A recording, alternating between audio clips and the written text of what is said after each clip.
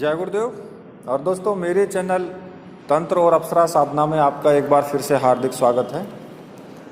और देखिए, आज मैं आपके सामने जो वीडियो लेकर के आया हूँ उसमें एक बहुत ही महत्वपूर्ण विषय पर हम चर्चा करेंगे और कुछ आपको गूढ़ तथ्य के बारे में मैं आपको बताऊँगा।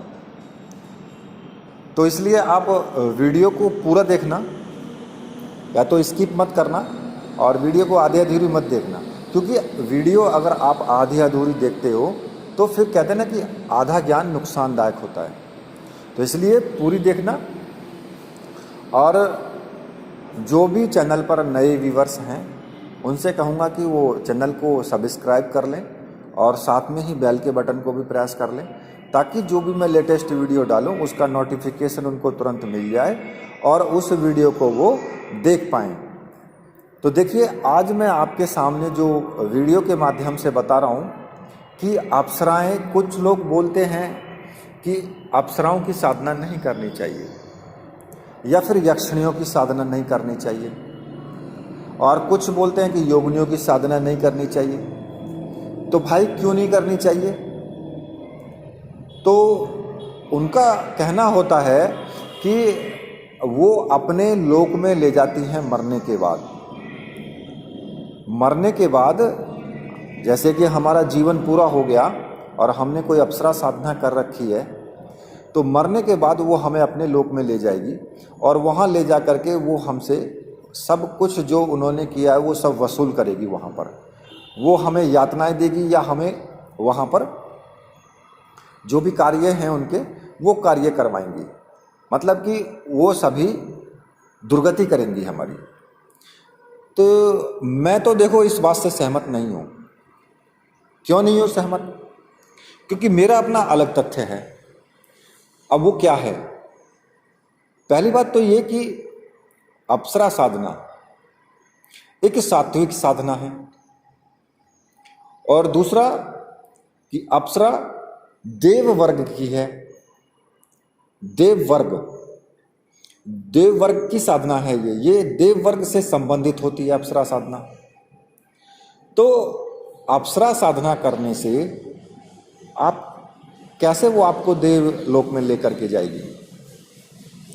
भैया, इतने पुण्य तो आपने किए नहीं है कि अप्सरा आपको अपने साथ देवलोक लेकर के चली जाएगी। क्यों ले जाएगी वो? आप इतने बड़े धर्मात्मा बन गए थे कि भाई आपको देवलोक लेकर के वो चली जाएगी और वहाँ ले जाकर के आपको स्थापित कर देगी। बड़े बड़े ऋषि मुनि साधु सन्यासी जिनको पूरा जीवन ही साधनाओं में गुजर गया भगवान का नाम लेते लेते, वो तो देवलोक में जाकर के स्थापित हुए नहीं। फिर आप लोगों को इतनी जल्दी कैसे एक अप्सरा साधना करने से ही आप देवलोक में चले जाओगे? फिर तो सभी नहीं करेंगे। क्यों? क्योंकि यार एक चीज सोचो, अपने माइंड पे जोर दो कि अप्सराएं कहाँ रहती हैं? अप्सराएं रहती हैं इंद्र के दरबार में। और इंद्र का दरबार कहाँ है? स्वर्ग।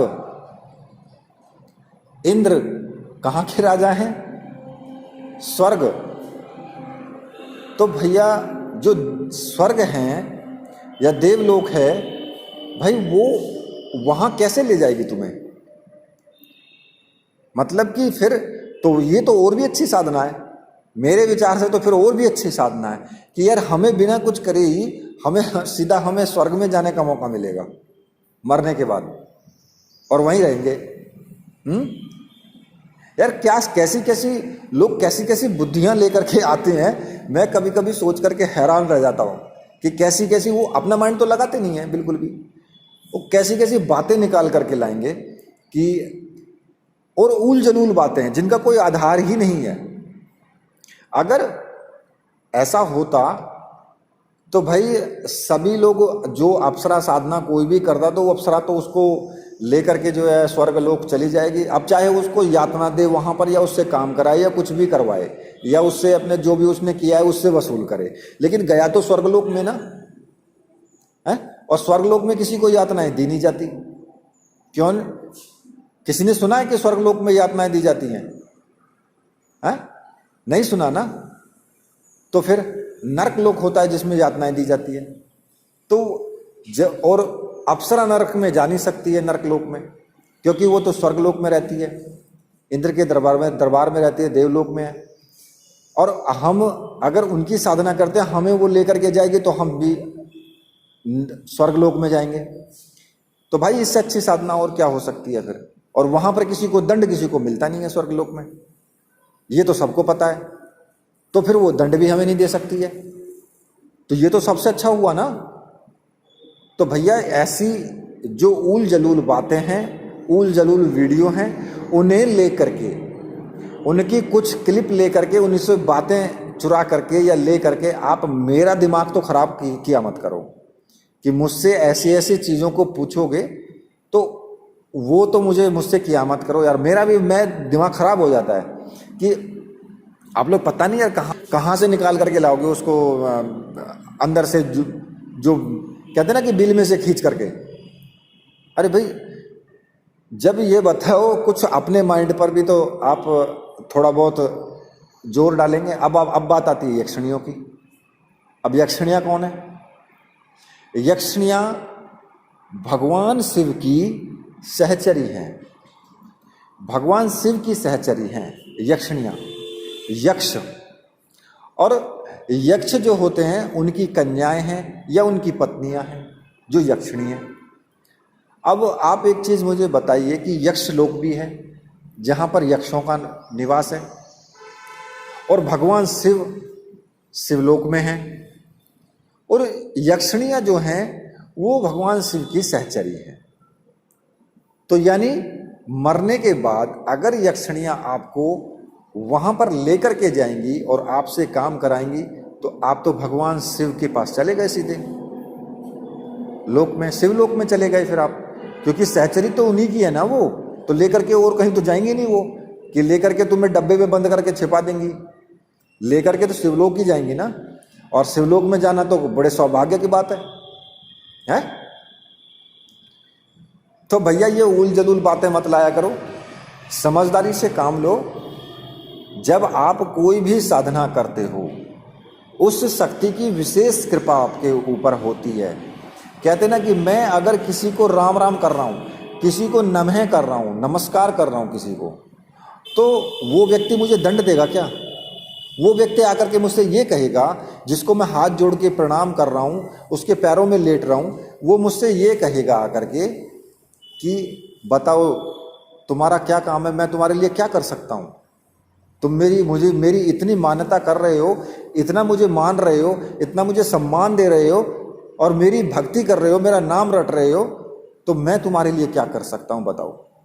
तब आप उससे अपनी परेशानी बताओगे, तुम्हारी परेशानी हल करेगा है? लेकिन अब उसका मतलब तो ये तो बिल्कुल नहीं है कि वो आपको मरने के बाद भी साथ लेकर के चला जाएगा वहाँ पर।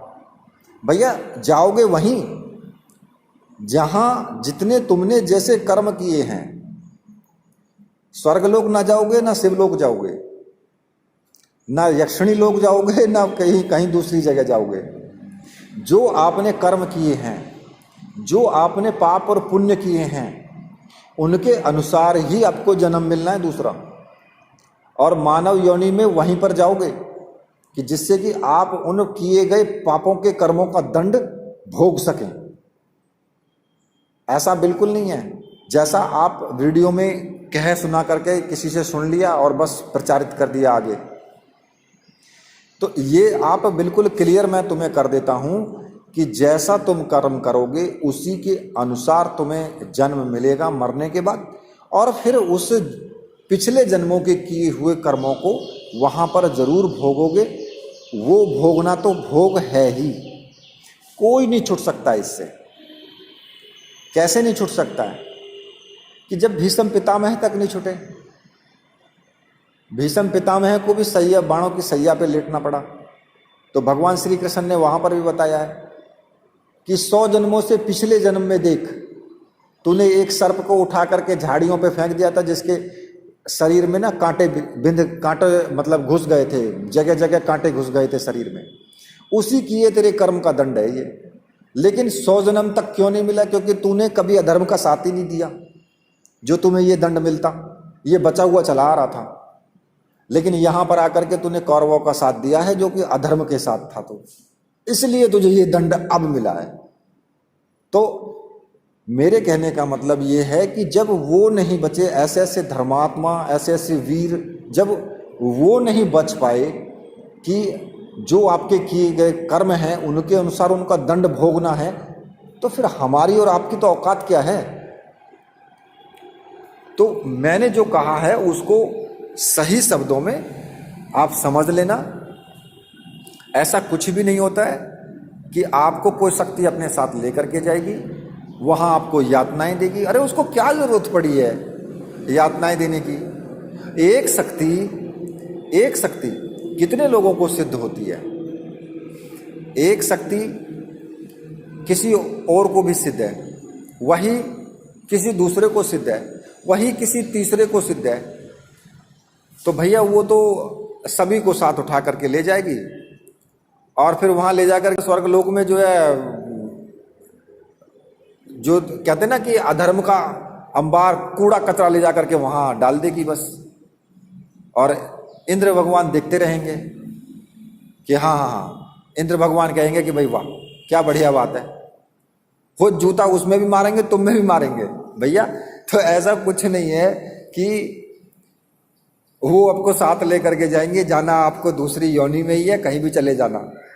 जो आपके जैसे कर्म हैं वैसे ही आपको जन्म मिलेगा, वैसे ही आगे आपको फल मिलेगा।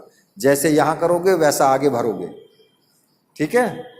तो मेरा कहना ये है, साधना करो, परिणाम ऐसे जो वीडियोस हैं ऐसी वीडियो मत देखा करो कि जिनसे भ्रमित हो जाओ, ठीक है। साधना करो, अच्छे कर्म करो, प्रभु का नाम लो, कल्याण होगा, आपका भी कल्याण होगा, जगत का भी कल्याण होगा। अधर्मी और पापियों से बचो, ठीक है। तो इसी के साथ अब मैं वीडियो को यहीं पर समाप्त करता हूं। तो मेरे साथ बोलिए, बोलिए वीर बजरंगबली हनुमान जी महाराज की जय, बोलिए मेरे परमहंस गुरुदेव की जय।